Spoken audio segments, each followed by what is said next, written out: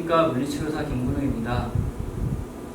어르신들 뇌졸중 혹은 중풍이라고 많이 들어보셨을 텐데요. 이 뇌졸중과 중풍은 하나의 질환을 나타내는 용어입니다. 한의학에서는 중풍이라는 용어를 사용하고 양의학에서는 뇌졸중이라는 용어를 사용합니다.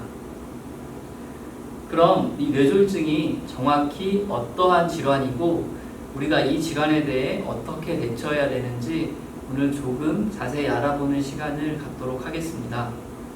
뇌졸중이란 뇌에 혈액을 공급하는 혈관이 막히거나 터져서 사망에 이르거나 아니면 뇌손상으로 인해 신체 장애가 나타나는 질환을 이야기합니다. 이러한 뇌졸중은 앞에 잠깐 말씀드렸던 것처럼 크게 두 가지로 분류할 수 있습니다. 뇌혈관이 막힌 뇌경색, 그리고 뇌혈관이 터진 뇌출혈, 이렇게 크게 두 가지로 분류할 수 있습니다. 그렇다면 뇌졸중은 왜 생기는 것일까요? 뇌졸중이 생기는 원인은 다양합니다. 그 중에서 가장 대표적으로 동맥경화증이라는 것이 있습니다. 어르신들도 동맥경화증 많이 들어보셨을 텐데요. 여기 보시면 깨끗한 혈관이 보입니다. 깨끗한 혈관이 시간이 지남에 따라 여기 노랗게 보이는 것이 콜레스테롤입니다. 콜레스테롤이 조금씩 쌓여가게 되고 이 쌓인 콜레스테롤로 인해 뇌로 가는 혈관을 막게 되면 뇌는 영양 공급을 받지 못해서 뇌경색, 즉 뇌졸중이 나타나게 됩니다. 그렇다면 이러한 뇌졸중의 의심 증상에는 어떤 것들이 있을까요? 뇌졸중을 의심해야 하는 증상은 다음과 같습니다. 여기 보시면 크게 5가지가 있는데요. 가장 대표적으로 한쪽 팔과 한쪽 다리에 마비 증상이 오는 편측마비라는 증상이 있습니다. 어르신들도 주변에서 많이 보셨을 텐데 보통 어르신들이 보신 경우는 이것은 뇌손상으로 인해 아예 신체 장애가 남는 경우를 많이 보셨을 겁니다. 하지만 이 뇌졸중이라는 것이 처음 나에게 왔을 때 그때 나한테 어떻게 증상이 발현되는지를 조금 알아두시면 조금 처치하는데 혹은 병원에 빨리 가는데 유리하실 것이기 때문에 제가 가볍게 예를 들어 설명드리도록 하겠습니다. 예를 들어 아침에 식사를 하시는데 팔에 조금 힘이 없고 좀 한쪽 팔이 좀 힘이 없는 느낌이 듭니다. 그리고 오후쯤 됐는데 어깨까지 좀 마비가 오는 것 같고 어깨까지 좀 힘이 없는 것 같다가 저녁 때 돼서는 다리까지 마비 증상이 오는 것처럼 이렇게 서서히 진행되는 경우가 있습니다. 가장 처음에. 그렇기 때문에 이러한 증상이 나타나게 됐을 때는 이게 뇌졸중 의심 증상이구나 라고 한 번쯤 생각해 보시면 좋을 것 같습니다.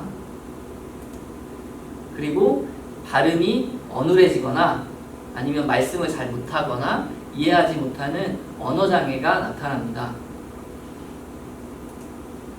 또한 앞이 잘 보이지 않거나 시각의 결손으로 인해 물체가 2개로 보이는 증상이 나타나기도 합니다. 그리고 어지러움증이 나타나기도 하고 마지막으로 심한 두통이 나타나기도 합니다. 심한 두통이 나타난 경우 구토를 동반하기도 하니까 잘 알아두셔야 되겠습니다. 앞서 말씀드린 것처럼 이렇게 뇌졸중의 의심 증상이 있을 때 어떻게 해야 될까요? 이러한 뇌졸중의 의심 증상을 본인이 느끼셨거나 아니면 주변인에게 보셨을 경우 재빨리 119에 신고하셔야 됩니다. 사실 뇌졸중이라는 질환은 다른 질환과는 다르게 시간이 굉장히 중요합니다. 처음 증상이 발현되고 나서 3시간 이내에 병원을 가신 분과 그렇지 않은 분과의 차이, 즉 신체 장애가 남는 차이는 엄청납니다. 그렇기 때문에 이런 증상이 나에게 혹은 내 가족에게 나타났을 경우 재빨리 119를 불러서 병원에 가까운 이 뇌졸중을 처치할 수 있는 병원으로 빨리 가시는 것이 가장 중요합니다. 제가 주변에서 가끔 안타까운 경우를 보기도 하는데요. 이러한 예를 들어 팔다리에 조금 뇌졸중 의심 증상이 나타났는데 이거 좀 침 맞으면 좋아지겠지 하시고 침을 맞는 경우, 그런 경우 사실 처치가 정말 제대로 되지 않기 때문에 나중에 신체 장애가 더 크게 남는 경우가 있습니다.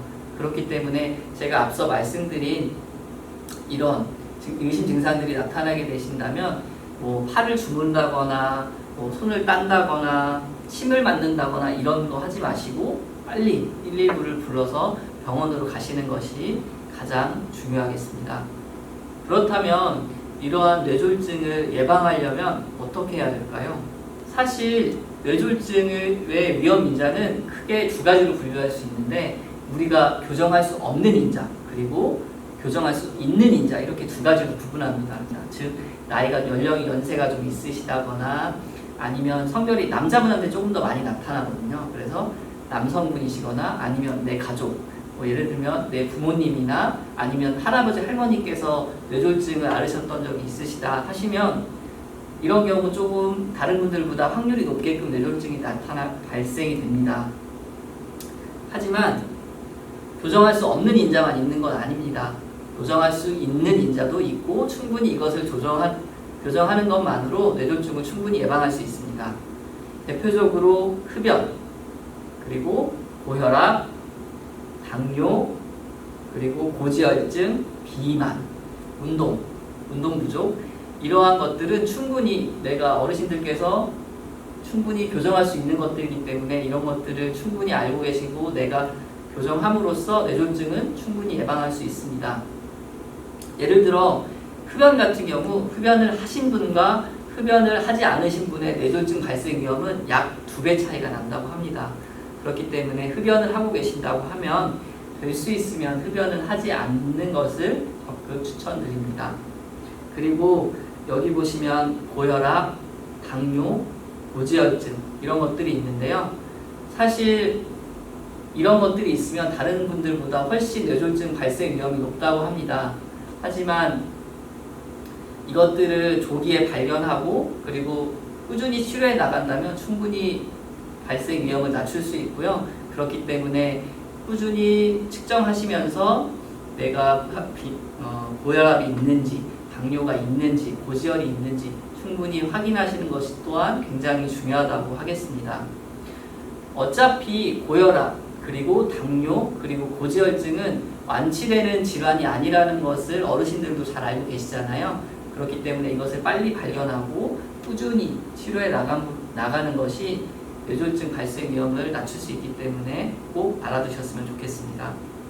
그래서 여기 보시면 심뇌혈관 질환을 예방 관리, 심뇌혈관 질환을 뇌졸중이라고 볼 수 있거든요. 그래서 심뇌혈관 질환, 뇌졸중 예방 관리에 9대 생활 수칙이 있습니다.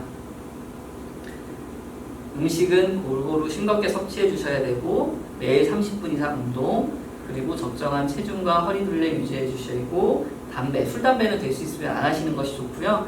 그리고 아까 말씀드렸던 것처럼 정기적으로 혈압, 콜레스테롤, 당뇨, 혈당을 측정하셔서 유지하시는 것이 굉장히 중요하기 때문에 이것들을 꼭 알아두셔서 실천하시면 되겠습니다. 이상으로 오늘 뇌졸중에 대해 알아보는 시간을 마치도록 하겠는데요. 다음 시간에는 제가 뇌졸중을 예방할 수 있는 운동에 대해서 어르신들께 알려드리고자 합니다. 다음 시간 강의도 시청해 주시면 감사하겠고 오늘 이것으로 마치도록 하겠습니다. 감사합니다.